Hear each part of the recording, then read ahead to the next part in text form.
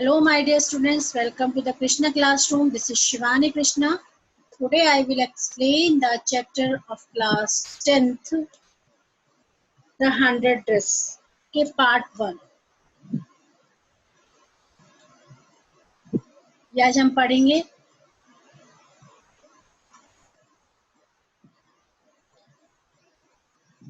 जो इसके राइटर है वो एल ब्रोस ईस्टर है. ओके, पहले हम स्टार्ट करते हैं. Before you read see, how do we जज the people around us? By their money, wealth and possessions? Yeah, or is there something of more enduring value to look for in a person? कहते हैं इसमें कि जो हम लोग किसी ने चारों जो हमारे आसपास जो लोग होते हैं, हमारे अराउंड जो पर्सन होते हैं, हम लोगों को किस तरीके से उनको जानते हैं, राइट? तो किस चीज से जानते हैं? पैसे से, वेल्थ से, राइट? या फिर उनकी पोजीशन से, ठीक? या फिर व्यक्ति के, पर्सन के उन क्वालिटीज को सर्च करते हैं जिनकी कोई वैल्यू होती है. This story is a sensitive account of how a poor young girl is judged by the classmate. Vanda Petronsky is a young Polish girl who goes to school with other American children in an American town. These other children see Vanda and different in many ways. Can you guess how they treat her? Right ना? भाई ऐसा होता है जब कोई school में नया person आता है, अगर वो थोड़ा सा उसका जो लुकिंग होता है थोड़ा सा पुअर होता है, तो उसको लोग कैसे रिकॉग्नाइज करते हैं, किस तरीके से उसके बारे में उसको ट्रीट कैसे करते हैं, ये चीज इसमें बताई गई है. तो ये या फिर हम ये कह सकते हैं जो स्टोरी है बहुत सेंसिटिव स्टोरी है. एक इसमें सेंसिटिव एक्सप्लेनेशन है कि कैसे एक यंग पुअर गर्ल को, जिससे उसके क्लासमेट उसे किस तरीके से उसका बिहेव करते थे उसके साथ. वेंडा पेट्रोन्स्की एक छोटी स्मॉल पोलैंड की गर्ल है जो एक अमेरिकन टाउन में अन्य अमेरिकन चिल्ड्रंस के साथ स्कूल में पढ़ती है. ठीक है, इसमें जो और बच्चे हैं वेंडा को डिफरेंट तरीके से उसको देखते हैं और क्या उसके बारे में अंदाजे लगाते हैं ये, और या फिर उसको ट्रीट कैसे करते हैं, ये है इसमें चैप्टर में, right? Read the information in the box below. Find out more about this community or about a related topic from an encyclopedia or the internet. नीचे जो बॉक्स दिया गया है उसमें वो कहते हैं एक इंफॉर्मेशन दी गई है किसी कम्युनिटी के बारे में बताया गया है, या फिर उसको इंफॉर्मेशन दी गई है एक इंसाइक्लोपीडिया से या फिर इंटरनेट से.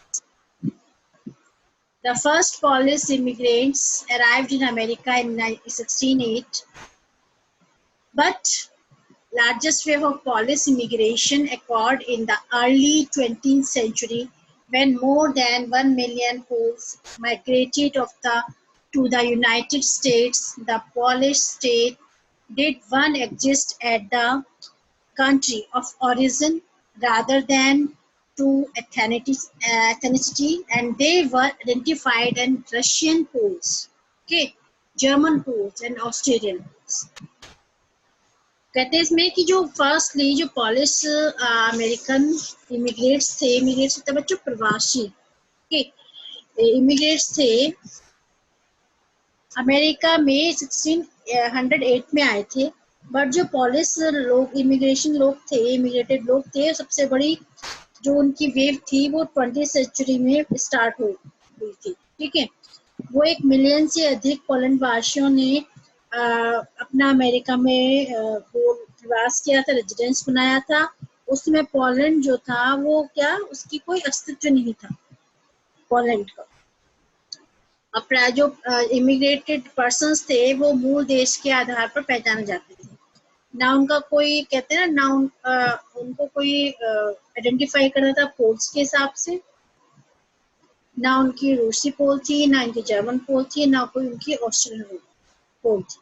ठीक है, one of the most notable Polish American communities in the Chicago and its suburbs. So Chicago is something called the second largest Polish city in the world, next only to Warsaw, the capital of Poland.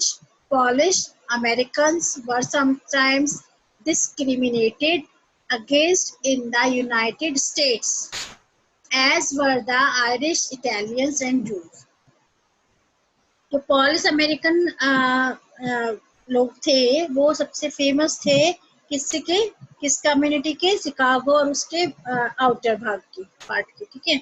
इसलिए Chicago में कभी कभी world का second सबसे बड़ा polish शहर कहा जाता है। केवल पोलैंड को राजधानी वारसा के बाद पॉलिश अमेरिकन के साथ कभी कभी संयुक्त राज्य जो था, यूनाइटेड स्टेट जो था, उसमें डिफरेंशिएट किया गया था। जिस तरह से आयरिश, इटालियन और यहूदियों के साथ क्या उनको डिफरेंशिएट कर दिया था, भाई आप दूसरी कंट्री से आए हो तो आप दूसरे हो, ठीक है, इस तरीके से। Okay, then according to the United States 2000 census, 667,414 American of age 5 years and older reported Polish as a language spoken at home, which is about 1.4% of the people who speak languages other than English, or up to 0.25% of US population. कहते हैं कि जो according to the United State में इनने जो calculation जो हुआ था 5 वर्ष में, उसमें सबसे बड़े 6,67,414 अमेरिकन में पॉलिश लोग थे जो क्या लैंग्वेज बोलते थे, अब जो पॉलिश लैंग्वेज बोलते थे।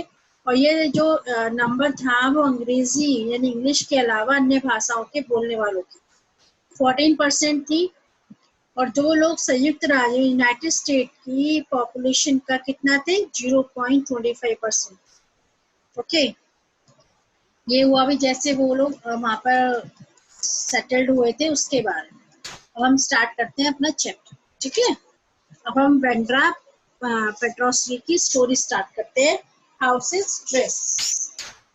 Today Monday Vanda Petrosky was not in her seat, but nobody, not even Peggy and Madeline, the girls who started of the firm, noticed her absence. Usually, Vanda sat in the seat next to the last seat in the last row in room 30. Okay, she sat in the corner of the room where the rough boys who did not make good marks sat. The corner of the room where there was more stuffing of feet, most roars of laughter when anything funny was said, and most mud and dirt on the floor. Okay, कहते हैं कि today Monday था, Wanda Petronski अपनी seat पर नहीं थी, but किसी ने भी पैगी और मैडलिन जो उसका कहते मन करते थे, उसके साथ मजाक बनाते थे उसका, न तो उसकी एब्सेंस की तरफ उन्होंने ध्यान दिया। मोस्टली वेंडा कमरा नंबर 13 में लास्ट रो के विंडो के पास बैठा करती थी। वह कमरे रूम के एक ऐसे कॉर्नर में बैठती थी जहां पर ऐसे लड़के बैठते थे जो लेकिन अच्छा गेन नहीं कर, जो मार्क्स अच्छे नहीं लाते थे, गुड मार्क्स नहीं लाते, ठीक है ना। तो कमरे जो रूम का जो ये कॉर्नर था वहां सबसे अधिक फुट स्टेप्स की आवाज आया करती थी और किसी मजाक पर हंसी की जो कहते हैं ना आवाज गूंजना, वैसी गर्जनाएं हुआ करती थी जहां फर्श पर सबसे अधिक मड था और गंदगी।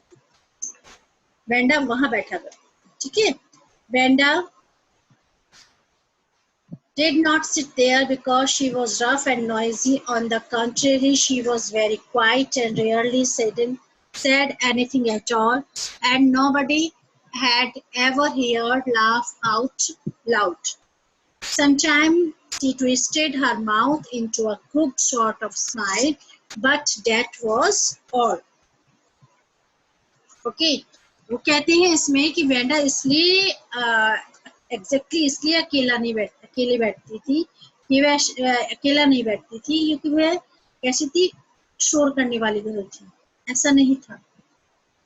इसके अपोजिट वह बहुत ही क्वाइट थी, बहुत ही शांत थी, कभी कभार ही कुछ बोलती थी, बहुत रिजर्व नेचर की थी वो।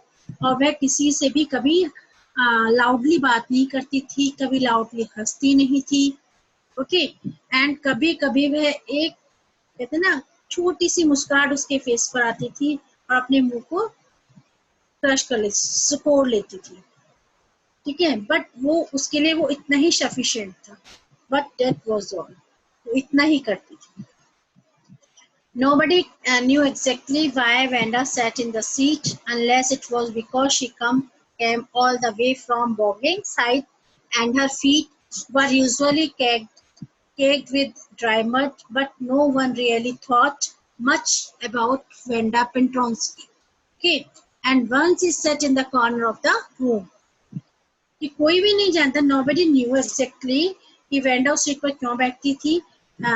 परहैप्स इसलिए कि वोंगिस हाइट में पैदल चलकर आया करती थी, उसके जो पैर थे वो मड से सने हुए होते थे, बट रियल में कोई वेंडा कमरे के कोने में बैठने के बारे में नहीं सोच सकता। भाई किसी को उससे कोई मतलब नहीं था कि वो कॉर्नर में क्यों बैठती है, ना किसी ने इस बारे में उससे कभी बात की। The time when they thought about Venda was outside of school hours, at noon time when they were coming back to school, or in the morning early before school began, when groups of 2 or 3 or even more would be talking and laughing on their way to the schoolyard. कहते हैं कि Wanda के बारे में school के बाद के समय में ही सोचते थे, आफ्टरनून के समय जब वे स्कूल से वापस आ रहे होते थे, या फिर मॉर्निंग के समय जब स्कूल शुरू होने वाला होता था, जब 2 या 3 ग्रुप्स में या इससे अधिक जो स्कूल के जो कॉरिडोर होता है उसमें बच्चे जो चिल्ड्रंस होते हैं बातें करते रहते थे, हंसते रहते, ठीक है, उसका जो यार्ड था, स्कूल यार्ड था। Then sometimes they waited for Vanda to have fun with her. तब कभी कभी वेंडा का मजाक उड़ाने के लिए उसका वेट करते थे। होता है ना किसी की लेग पुलिंग करना, तो उसकी लेग पुलिंग करने के लिए उसका वो वेट करते थे।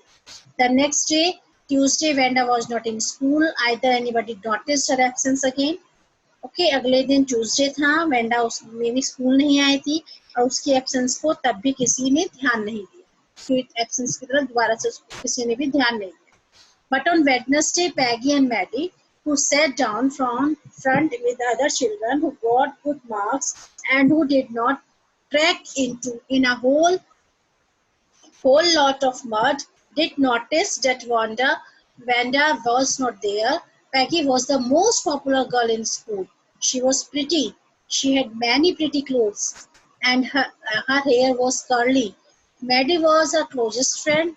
The reason Peggy and Maddie noticed Vanda's absence was because Vanda had made them late to school. वो कहते हैं कि वेडनेसडे को पैंगी और जो मैडी थी उन्होंने और बच्चों के साथ आगे वाली रो में वो बैठती थी, वो अच्छे मार्क्स गेन करती थी, उन्होंने भी है ध्यान नहीं दिया, वेंडा वहां नहीं थी। पैगी स्कूल की सबसे फेमस गर्ल थी, वो बहुत प्रिटी थी, उसके जो क्लोथ्स थे वो भी बहुत प्रिटी हुआ करते थे, उसके कर्ली हेयर्स थे। मैडी उसकी बहुत क्लोज फ्रेंड थी, तो इसलिए पैगी और मैडी ने वेंडा की एब्सेंस पर ध्यान दिया, क्योंकि वे उनको स्कूल में देरी करवा चुकी थी, वे लेट करवा चुकी थी वो स्कूल में उनको, इसलिए उनको एकदम से उसका ध्यान आया। They had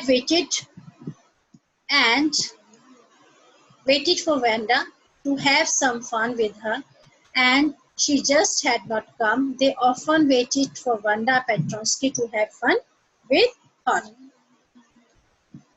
वो कहते हैं उसमें कि जब क्योंकि उनको स्कूल में देरी करवा चुकी थी, इसलिए उनको उसके बारे में थोड़ा सा ध्यान आया, उन्होंने वेंडा का बहुत वेट किया ताकि वो उसके साथ मजाक कर सके, बट वो नहीं आई। वो ऑफनली वेंडा पेट्रोस्की मजाक करने के लिए उसका वेट किया करती थी। Okay, Vanda Petronsky, most of the children in room 13 did not have names like that. They had names easy to say, like Thomas, Smith, or Alan. There was no one boy named Billy Bounce. And people thought that was funny, but not funny. In the same way, that Pentronsky was. वेंड्रा पेंट्रोस्की 13 number के भी जो children's थे, जो 13 number के जो children के बच्चों के नाम ऐसे नहीं थे। वेंड्रा पेंट्रोस्की 13 वो कहते हैं जो 13 उनके जो बच्चे थे उनके नाम ऐसे नहीं थे, उनके नाम बोलने में बहुत इजी थे, जैसे थॉमस स्मिथ, एलन, ओके। या फिर क्लास में एक बॉय था जिसका नाम बाउंस था, विली बाउंस। जो लोग उसको उसके नाम को मजाक करते थे उसके नाम से, बट उसका नाम भी इतना कहते हैं ना इतना ह्यूमरस नहीं था जितना पेंट्रोस्की का नाम था। Vanda did not have any friends. She came to school alone and went home alone. She always wore a faded blue dress and did not hang right. It was clean, but it looked at though it had never been ironed properly. She did not have any friends, but a lot of girls talked to her. Sometimes they surrounded her in the schoolyard as she stood watching the little girls play hopscotch on the worn hard ground. Okay. Wanda का कोई friend नहीं था, okay.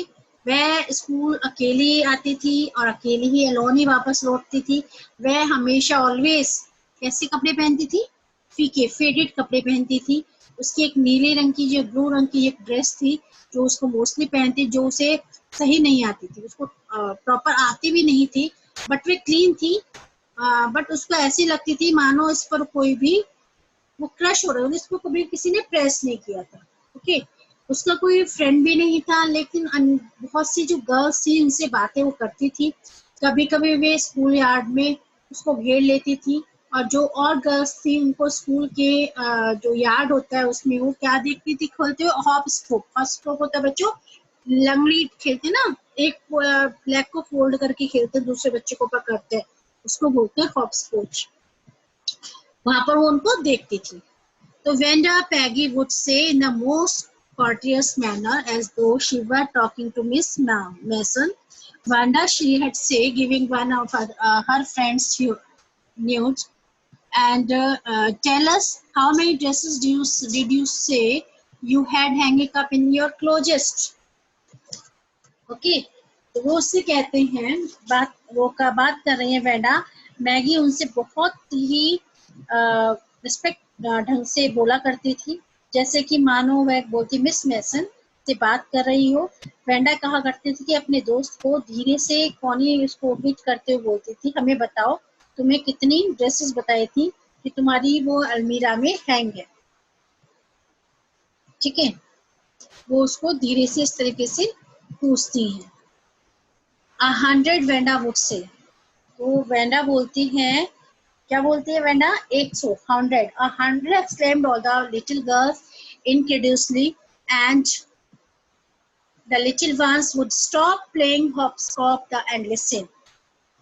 Yeah, 100 all lined up, said Wanda. Then her thin lips drew together in silence. What are they like? All silk, I bet, said Peggy. Yeah, all silk, all colors, velvet too. Jane velvet too. 100 dresses, Wanda would repeat proudly, all lined up in the closest. Then they had let her go, and then before she had gone very far, they could not help bursting into shrieks and peals of laughter. Okay, वही Wanda जो थी उसने उसको कितना बताया कि उसके पास कितनी ड्रेसेस है। उन्होंने जब उससे पूछा भी कि तुम्हारे अलमीरा में कितनी ड्रेसेस हैंगे, तो उसने कहा 100। तो सभी जो यंगर गर्ल्स थी उन्होंने बड़े सरप्राइजिंग व्यक्त किया, सरप्राइज हुई वो, और छोटी लड़कियां जो हॉप्स को खेल रही थी वो रुक गई और उन्होंने ध्यान से सुना। हाँ, 100 सभी एक लाइन में हैंग हैं, वेंडा ने कहा। तो उसने अपने पतले पतले होठों से एक साथ खींच लिए, और वो किस तरह की, सारी रेशम की, मैं बेट लगाती हूँ, पैगी ने कहा। हाँ, सभी रेशम की, सभी कलर्स की, मखमल की यानी वेलवेट की, और वेलवेट की 100 पोशाकी ड्रेसेस। वेंडा ने शक्ति से उसको रिपीट किया, और सभी मेरी अलमीरा में एक लाइन में हैंग है। तब वे उसको वहां से जाने देती और तब वो सब, इससे पहले कि मैं बहुत दूर जाती तो वो सब बहुत जोर से हंसती और शाउटेड करती, चिल्लाती उसको। तो मैं पहले तो उससे इस तरीके से की बात पूछती और जब वो आगे निकल जाती उसका मजाक उड़ाती। ठीक है। 100 dresses. Obviously, the only dress Vanda had was the blue one she wore every day. So why did she say she had 100? What a story! How many shoes? How many shoes did you say you had? 60 pair, all lined up in the closest. Cries of adjusted politeness greeted this, all alike. Oh no, every pair is different, all colors, all lined up. Okay. वो कहते हैं भी जब उन्होंने उसको बताया कि 100 dresses, तो वेंडा के पास उनको सरप्राइज तो होता है क्योंकि वेंडा मोस्टली एक ही यूनिक ड्रेस पहनती है ब्लू कलर की, जिसको डेली पहन कर आती है। इसलिए वह क्यों कहती है कि उसके पास 100 ड्रेसेस हैं, इसकी क्या स्टोरी है? एक दूसरे से बात कर रहे हैं। अच्छा, वो कहते हैं तुमने क्या कहा, तुम्हारे पास कितने शूज हैं? मैंने कहा 60 पेयर, सारे मेरी अलमारी में एक लाइन में रखे हुए हैं। इतनी बढ़ा चढ़ा की विनम्रता की कहते शाउटिंग किया तभी अच्छे से। ओ नहीं, हर एक जोड़ी अलग है, सभी कलर्स की है, हर एक पेयर जो वो अलग है, सभी कलर्स की हैं, सभी एक लाइन में लगे हुए हैं। Peggy, who had thought up his game, and Maddie, her inseparably friend, were always the last to leave. Finally, Vanda would move up her left shoulder every now and then in the funny way she had, finishing the walk to school alone. पैगी जो इस game में बहुत strong थी, बहुत अच्छा खेलती थी। Maddie जो कभी उससे कभी डिफरेंट होने वाली दोस्त थी, इसने लास्ट में स्कूल से जाती थी और लास्ट में वेंडा गली से होती हुई आगे जाती थी। उनकी जो आइज थी और उसका मुंह बंद किए वह अपने उसके सोल्जर्स पर उन्होंने बड़े कहते ना फन किए, उसमें मजाकिया लहजे में उसको चुकाते हुए स्कूल तक के रास्ते पर अकेली चलती हुई वो जाती थी। Peggy was not really cruel. She protected small children from bullies, and she cried for hours if an animal mistreated. If anybody had said to her, "Don't you think that a cruel way to treat Vanja?" She would have been very surprised. Cruel? Why did the girl say she had 100 dresses? Anybody could tell that what is a lie. Why did she want to be like? And she was not just an ordinary person. Elsewhere did she have a name like that? Anyway, they never made her cry. Peggy real में cruel नहीं थी। वह छोटे बच्चों को जो naughty होते हैं बच्चों की उनको बुली से बचाती थी। और यदि किसी वो एनिमल को किसी को देखती थी कि वो उसको परेशान कर रहा है तो वो घंटों तक रोती थी, चिल्लाती थी। यदि कोई उसे कह देता है क्या तुम यह नहीं सोचती कि इस तरह वेंडा का के साथ आप कैसा क्रूअल व्यवहार कर रहे हो, तो वह बड़ी हैरान होती। क्रूअल गर्ल क्यों कहती थी कि उसके पास, मतलब उसने कहा क्रूअल, वो गर्ल तो ये कहती है कि उसके पास 100 ड्रेसेस हैं। कोई भी यह कह सकता है, यह एक झूठ है कि वो झूठ बोल रही, कोई भी बता देगा कि वह झूठ बोल रही है। वो कहती है वह झूठ क्यों बोलना चाहती थी, और यह केवल एक सिंपल गर्ल नहीं थी, उसका नाम ऐसा क्यों था? कोई बात नहीं, वे कभी उसको रुलाती नहीं थी, वो उससे बोला था। As for Maddie, this business of asking Vanda every day how many dresses and how many hats and how many this and that she had was bothering her. Maddie was poor herself. She usually wore somebody hand-me-down clothes. Thank goodness she did not live up on Boggins Heights or have a funny name. Okay, वो कहते हैं उसमें कि जब जहां तक मैंडी का relation है, वो वेंडा से पूछने का एक उसका जो था वो पोलाइट वॉइस था, मतलब उसको उससे वो नहीं पड़ता था उसको नॉर्मली वो उससे बोरिंग करती थी, नॉर्मली उससे बात करती थी, उसके पास कितनी ड्रेसेस हैं, कितनी हैट है, उसको चीजें कितनी है, उससे वो परेशान भी करती थी उसको मैडी। बट मैडी, क्योंकि मैडी ऑलरेडी एक पुअर गर्ल थी, वह प्राय दूसरों के द्वारा दिए हुए कपड़े ही पहना करती थी, बस गॉगल्स हाइट पर नहीं रहती थी। ये उसका नाम मजाकिया भी, या फिर उसका नाम मजाक, लेकिन वो भी एक पुअर गर्ल थी मैडी भी। बस इतना था कि उसके वो दूसरों के जो कपड़े दे देते हैं कोई, वो उनको पहन लिया करती थी। और वैंडा की तरह वो, उसका नाम भी बड़ा अजीब सा नहीं था, ठीक है, इसलिए कोई उसके साथ फन नहीं कर सकता। Sometime when Peggy was asking Wanda those questions in that mocking, polite voice, okay, Maddie felt embarrassed and studied the marbles in the palm of her hand, rolling them around and saying nothing herself.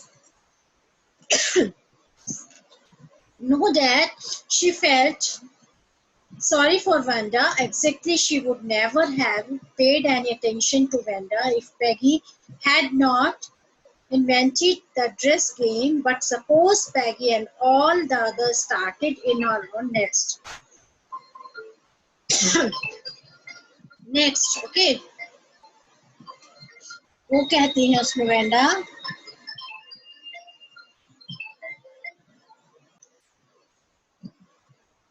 वो कहते हैं next day started on her next. She was not as a poor or as Vanda perhaps, but she was poor. Of course, she would have more sense than to say she had 100 dress. Still, she would not like for. She would not she would have more sense than to say she had 100 dresses. Still, she would not like for them to begin on her. She wished Peggy would stop teasing Vanda Petrovsky. Okay.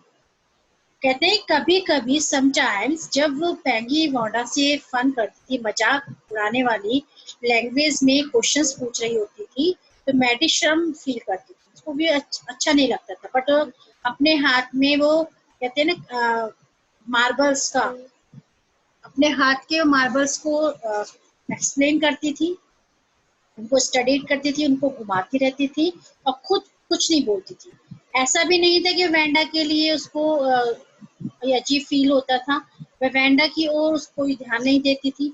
और यदि पैंगी ने यह पोशाकों वाला जो game था नहीं खोजा होता, बट सोचो यदि पैगी और जो अन्य जो गर्ल्स थी उन्होंने उसका मजाक उड़ाना शुरू कर दिया, तो वह इतनी पुअर नहीं थी जितनी की वेंडा, बट वह पुअर तो थी।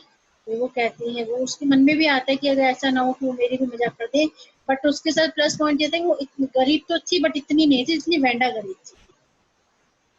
अब वो कहती है कि रियल में उसे इतनी तो अंडरस्टैंडिंग है कि वह कहने के बजाय उसके पास 100 ड्रेसेस हैं, कुछ और कहती। फिर वह यह नहीं चाहती थी कि जो चिल्ड्रंस हैं, जो बच्चे हैं, वो उसका फन करे, उसका मजाक उड़ाए। वह चाहती थी कि पैंगी वेंडा पेट्रोस्की को चिढ़ाना बंद कर दे। किसका थिंकिंग था ये? मैडी का। Okay, today even though they had been late to school, Maddie was glad she had not had to make fun of Vanda. She worked her arithmetic problems absent-mindedly. 8 times 8, let's see. She wished she had the nerve to write Peggy a note because she knew she never would have the courage to speak right out to Peggy to say, "Hey Peg, let's stop asking Vanda how many dresses she has." When she finished her arithmetic, she did start a note to Peggy. Suddenly she paused her and shuddered.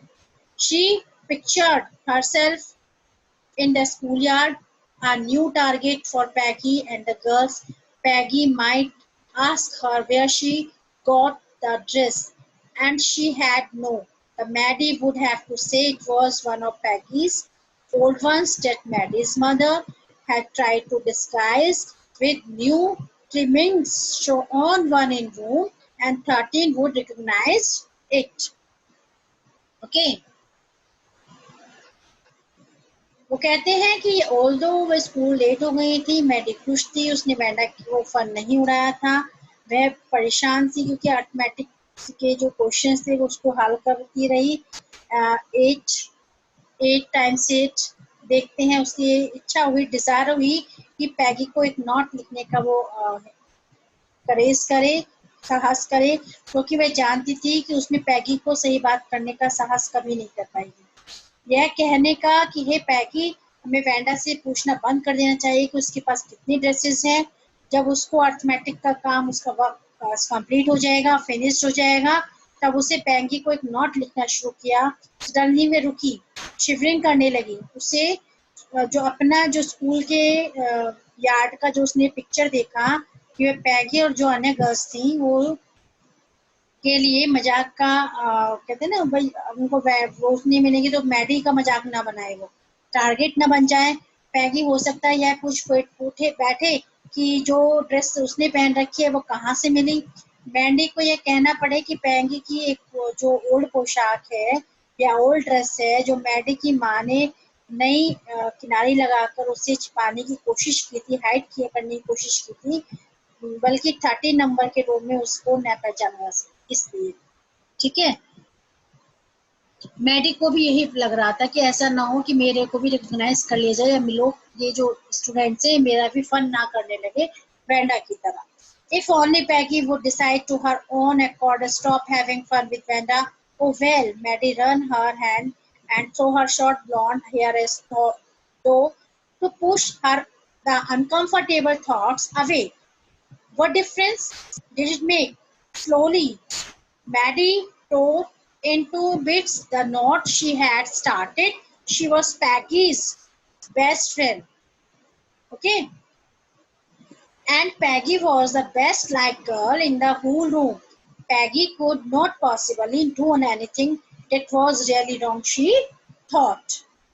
Okay?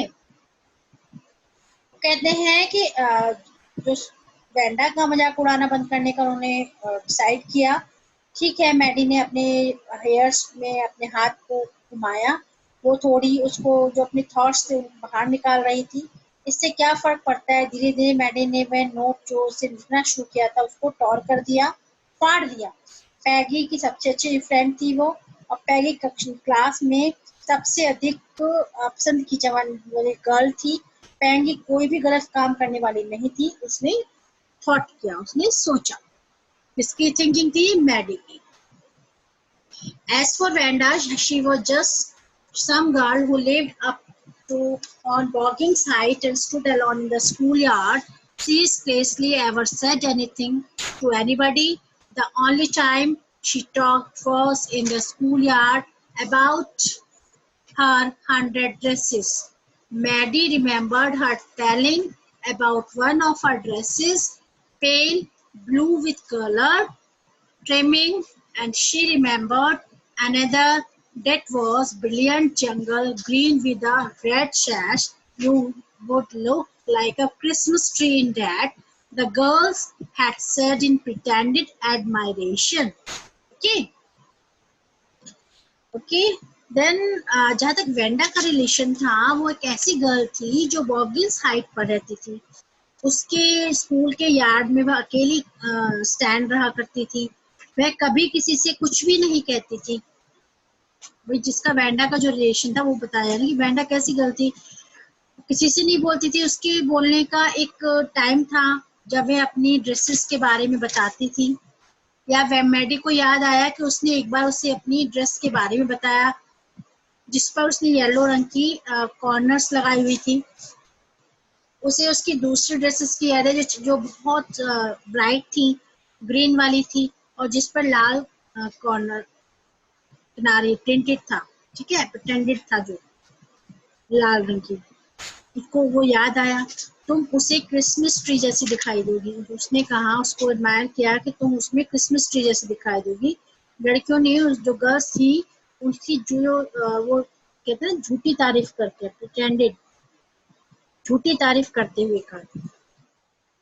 Thinking about Brenda and her 100 dresses all lined up in the closest, Maddie began to wonder who was going to win the drawing and coloring contests for girls' contest consisted of designing dresses and for boys of designing motorboats. Probably Peggy would win the girls' medal. Peggy drew better than anyone else in the room. At least that's what everybody thought. She could copy a picture in a magazine or some film star's head so that you could almost tell who it was. Oh, Maddie was sure Peggy would win. Well, tomorrow the teacher was going to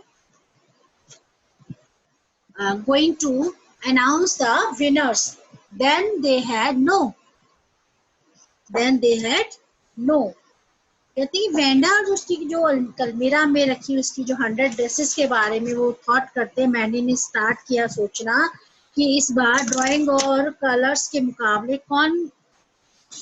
कौन जीतने जा रहा है। तो girls के लिए जो मुकाबला था वो ड्रेस डिजाइन करने का था और बॉयज के लिए था मोटर बोट डिजाइन करने का। शायद पैगी गर्ल्स का मेडल जीत लेगी क्योंकि क्लास में पैगी अन्य सभी कहते हैं ना जो भी वो कॉम्पिटिशन्स होता है उसमें बहुत अच्छी ड्राइंग करती थी। कम से प्रत्येक पर्सन का सोचना था और वह एक मैगजीन में भी किसी पिक्चर की वह किसी मैगजीन की पिक्चर की भी कॉपी कर सकती थी, वो इतनी टैलेंटेड थी।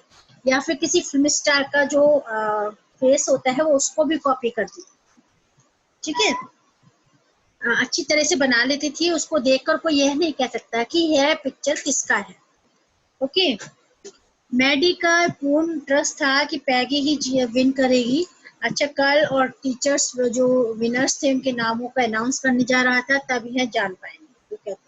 The next day, it was drizzling. Maddie and Peggy hurried to school under Peggy's umbrella.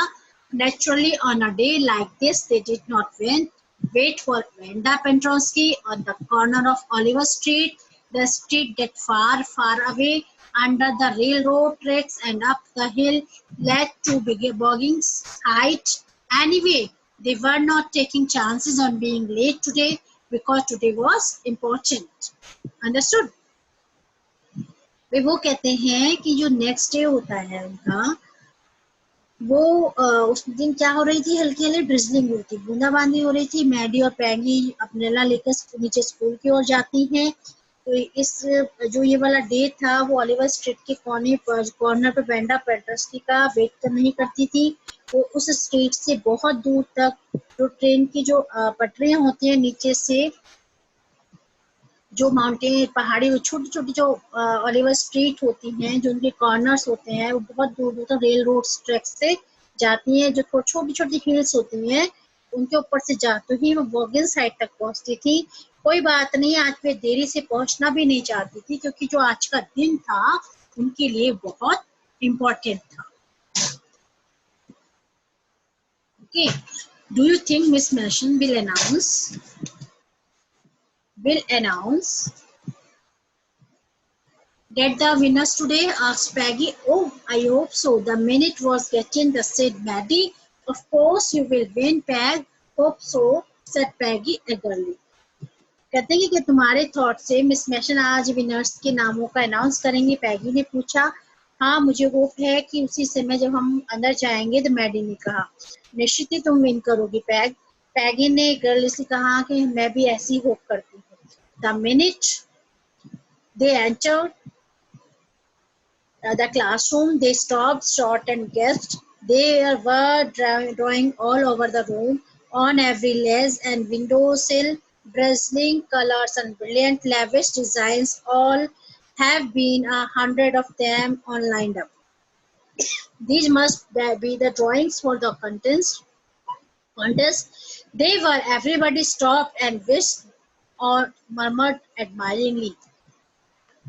जिस मोमेंट पे उन्होंने एंटर किया रूम में, वे अचानक से स्टॉप हुई। उनके मुंह से सरप्राइजली उनका फेस मुंह खुला रह गया। पूरे रूम में ड्राइंग की ड्राइंग थी। हर एक कॉर्नर पर विंडोज पे चमचमाते हुए स्पार्क करती हुई ड्रेसेस थी, उनके बहुत सुंदर डिजाइन थे, सभी का जो पेपर्स थे उस पर खींचे गए थे और वे नंबर्स में लगभग 100 थी। सभी एक रो में थी, सभी जो वहाँ जो कॉन्टेस्ट हो रहा था उसमें आने वाले ड्राइंग्स थी और एवरी में सभी जो पिक्चर को देख रहे थे सब उसकी बहुत एडमायर कर रहे थे, स्माइल कर रहे थे, बहुत प्रशंसा कर रहे थे। As soon as the class had assembled, Miss Mason announced the winners. Jack Beggars had won for the boy she had, and his design for an outboard motor was an exhibition in room 12, along with the sketch by all the other boys. कहते हैं जैसे ही class collect हुई, miss मैसन ने announce करना start किया। उसने कहा कि जैक बेगर्स ने बॉयज की में विनर हुआ है और उसका मोटरबोट का डिजाइन रूम नंबर 12 में एग्जीबिशन लगाया गया उसके दूसरे बच्चों के स्केचों के साथ। ठीक है। Then as for the girls, she said, although just 1 or 2 sketches were submitted by most, one girl in room 13 should be proud of her. This one girl actually drew 100 design, right now? All one girl actually drew 100 design, all different and all beautiful. In the opinion of the judges, any one of the drawings is worthy of winning the prize. I am very happy to say that Wanda Petronsky is the winner of the girls medal. Okay. वहाँ पर उन्होंने कहा कि जो girls से related है, यहाँ पर मोस्टली गर्ल्स ने द्वारा 1 या 2 स्केच बनाए गए हैं, उन्होंने डिपॉजिट किए हैं, हमें सबमिट किए हैं, बट एक गर्ल है रूम नंबर 13 को कि जिस पर हमें बहुत प्राउड होना चाहिए क्योंकि रियल में उसने 100 डिजाइन बनाए हैं, जो सारे डिजाइन एक दूसरे से डिफरेंट है और बहुत ही ब्यूटीफुल है ना। जो जजेस थे उनके थॉट से कोई एक ड्राइंग भी उनका कहते हैं ना विन प्राइज प्राप्त करने की योग्य है। कहते हैं मुझे यह कहते हुए बहुत प्लेजर फील हो रहा है, बहुत खुशी फील हो रही है कि वेंडा पेट्रोस्की ने गर्ल्स में ये मेडल विन किया है। Okay.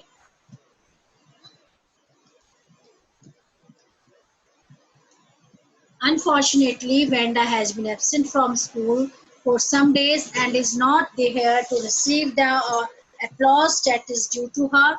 Let us hope she will be back tomorrow. Now, class, you may file around the room quietly and look at her exist drawings. Okay.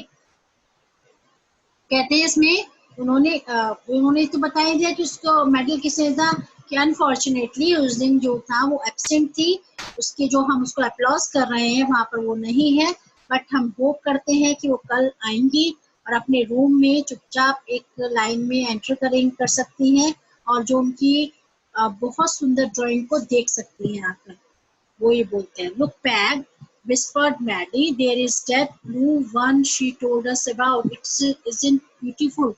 Yes, said Peggy, and here is that green one, boy, and I thought I could draw.